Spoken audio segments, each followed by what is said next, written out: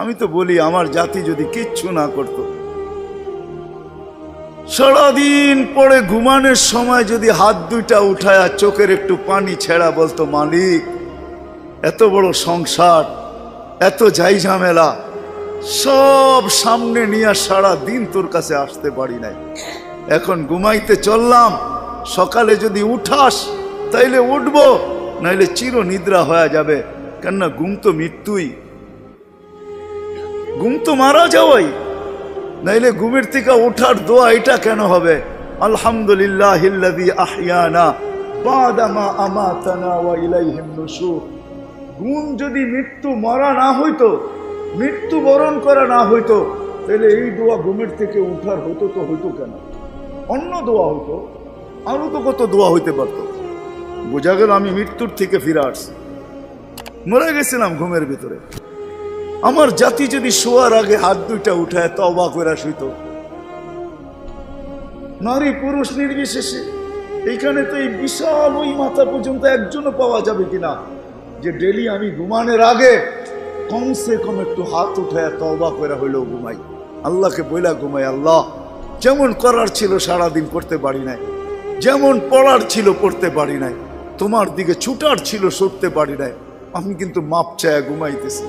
যদি উঠায় নাও ঘুমের ভিতরে, তাইলে ওদের অন্তর্ভুক্ত করো যাদের ব্যাপারে তুমি নিজেই কোরআনে বলছো ইউহিব্বুত তাওয়াবিন ওয়া ইউহিব্বুল মুতাতাহহিরিন। তুমি তওবাকারীকে ভালোবাসো, আমাকেও ভালোবাসার চাদর দিয়া ডাইবেন।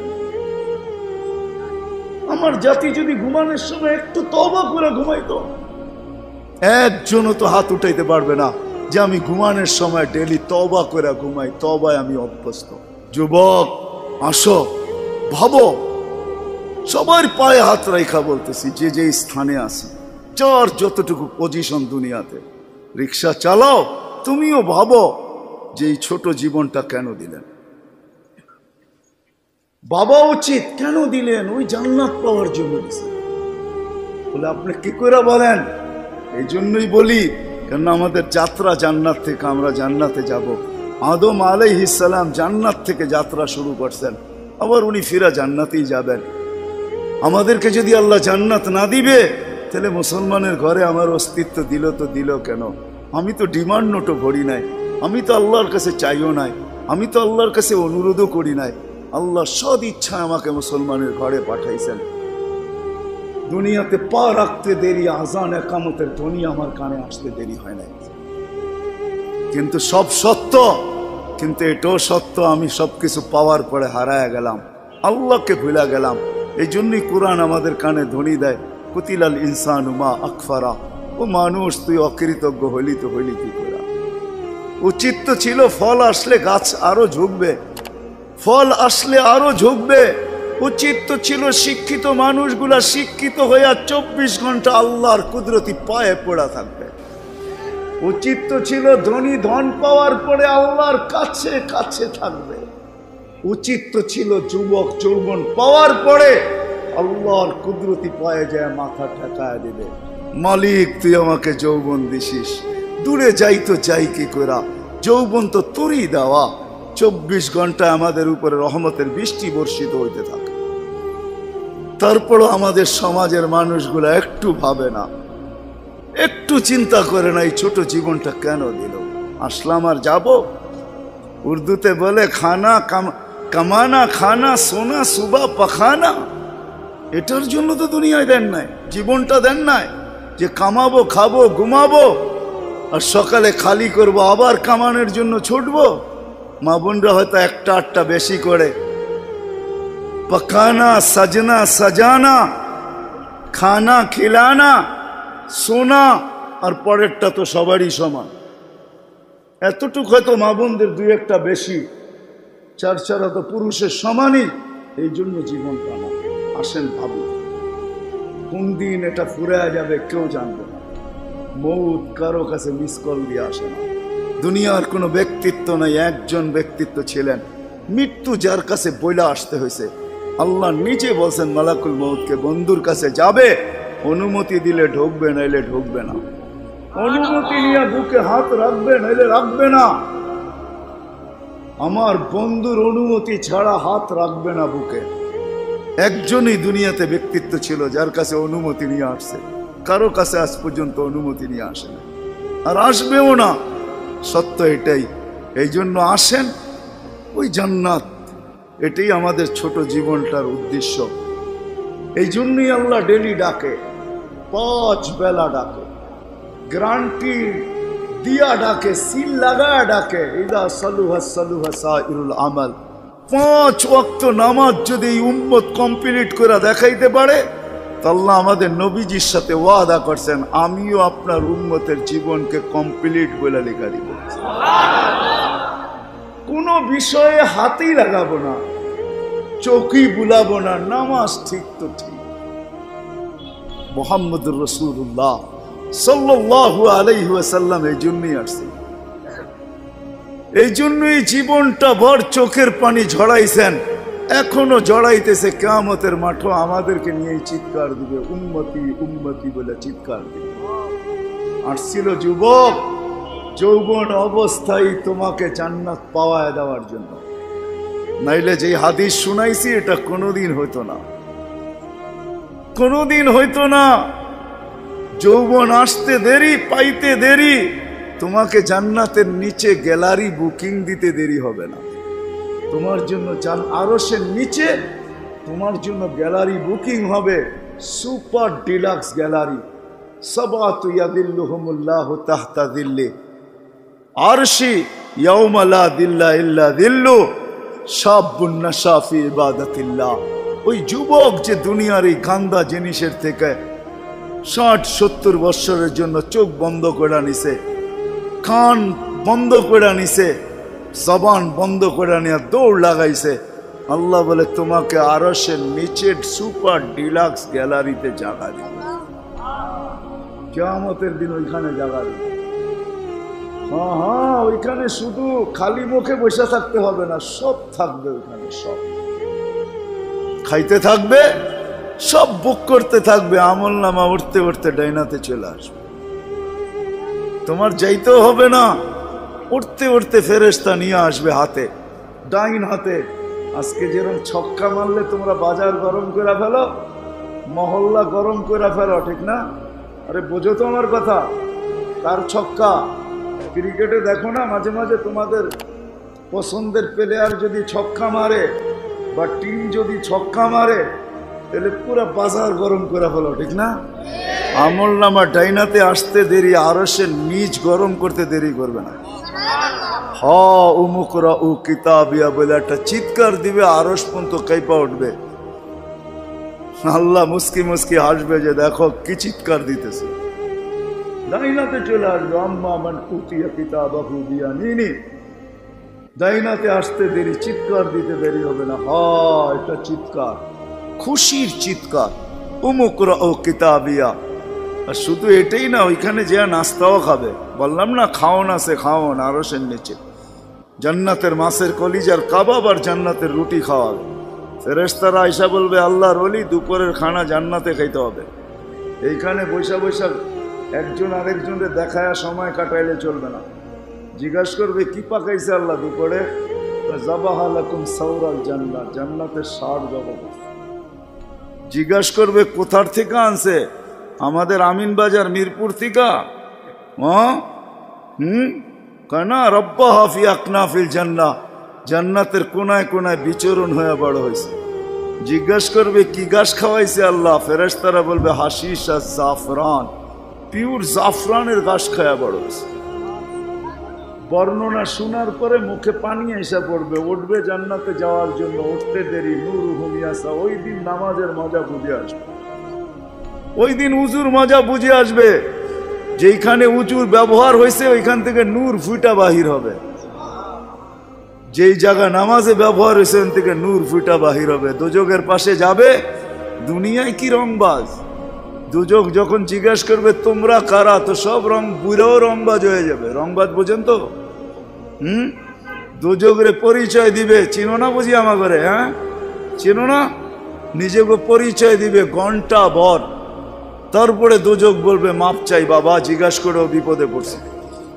তোমরা ধীর গতিতে পার হবে না, দ্রুত গতিতে পার হবে। কাইলা তাশউর, এমন না যে পদ্মা ব্রিজ নতুন দেখতে গেছো, গাড়িওয়ালা করে বলছে আস্তে আস্তে চালা, একটু দেখালোই, আবার কবে আইনা নাই, ঠিক না?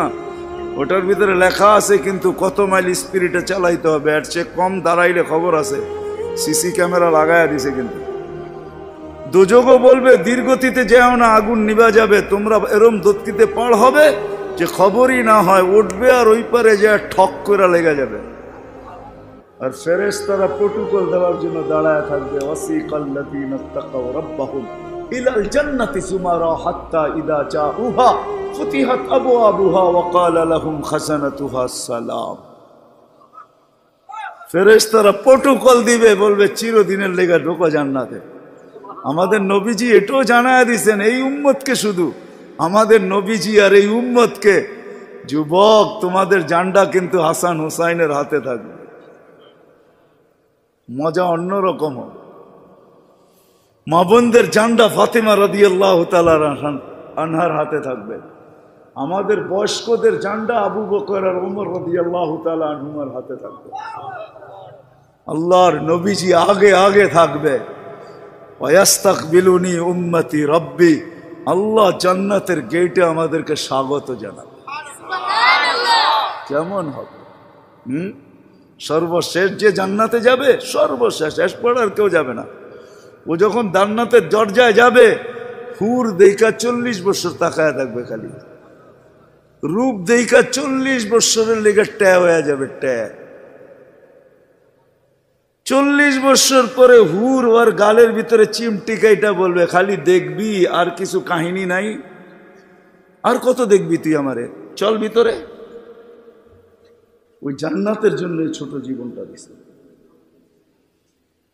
ওটার জন্যই যার কাছে যে যেই অবস্থানে, এই অবস্থানটা ওই জান্নাতের জন্য কাটাবে কিভাবে, এটার জন্য মুহাম্মাদুর রাসূলুল্লাহ সাল্লাল্লাহু আলাইহি ওয়াসাল্লাম। আমি তো বলি যুবক, হায় এই জীবনে তো কতবারই চুল কাটলা, ঠিক না? কাটো নাই চুল? হ্যাঁ, কমসে কম তো ঈদে কাটো, ঠিক না? আজ পর্যন্ত সেলুনে যে কোনোদিন বলছো যে আজকে তোদের যতগুলা ডিজাইন আছে এগুলা সরা? ও যদি বলে তোর মাথায় কি হলো, কয় না না সরা তুই এই ডিজাইন।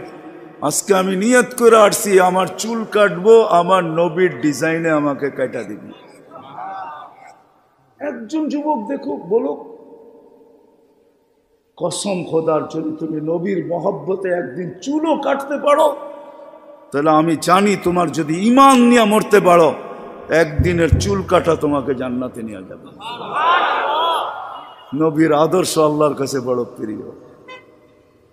এই জন্য আসো, লম্বা করতে চাইতেছি না, আসো ছোট জীবনটা যে যেই ক্ষেত্রে আসি, যুবক যৌবনে, নারী নারীত্বে, পুরুষ পুরুষত্বে, ধনী ধনের ভিতরে, যে যে অবস্থানে আসি, পজিশনে আসি, এটা ওই জান্নাত নেওয়ার জন্য। নাইলে পস্তাইতে হবে, সওয়া যাবে না, এটাই সত্য। এক এক দুযোগীর এক একটা দাঁত হবে 10 কিলোমিটার চওড়া, উপরের মারিটা হবে 160 কিলোমিটার, বসতে জায়গা লাগবে 470 কিলোমিটার। ওই পাহাড় আমি 4 বার এই 2 চোখে দেখছি, ইয়ামানে জাবালে বায়দা, যেটার সমান এক একটা রান হবে। হায়, সইতে পারবে না। তোমাকে মুসলমানের ঘরে অস্তিত্ব দিছেন এই জন্য না, তোমাকে মুসলমানের ঘরে অস্তিত্ব দিছে যুবক এই জন্য যে তুমি যৌবন দিয়েই আল্লাহর কাছ থেকে জান্নাত নিয়ে নিবে। পরের সময়টা যেটা থাকবে ওটা শুধু বোনাস থাকবে। জান্নাত তুমি নিয়ে নিবে, পরে যা সময়টা পাবে এটার জন্য তোমার পদ মর্যাদা বাড়তে থাকবে, জান্নাতে মর্যাদা বাড়তে থাকবে। কিন্তু জান্নাতের প্লট তুমি যৌবন দিয়ে নিয়ে নিবে, এই জন্য তোমাকে যৌবন দিয়েছে। আসো আজকে সবাই মিলে অঙ্গীকার করি, বুলার রাস্তার থেকে ফিরে আসি আর ভাবি যে আমাকে কিন্তু জান্নাত নিয়ে যেতে হবে। ওইখানে কোনো পরিচয় চলবে না। যদি চলতো তাহলে একটা কথা বলেই শেষ করতেছি, দুনিয়ার কারো যদি নাও চলতো তাহলে আবু তালেবের জন্য চলতো পরিচয়। আবু তালেবের চলতো, যেই নবীর পিঠের ছোঁয়া পাইলে ভাগ্য খোলে, আল্লাহর রসুল খেজুর গাছে পিঠ লাগায় জুমার খুতবা পড়তেন।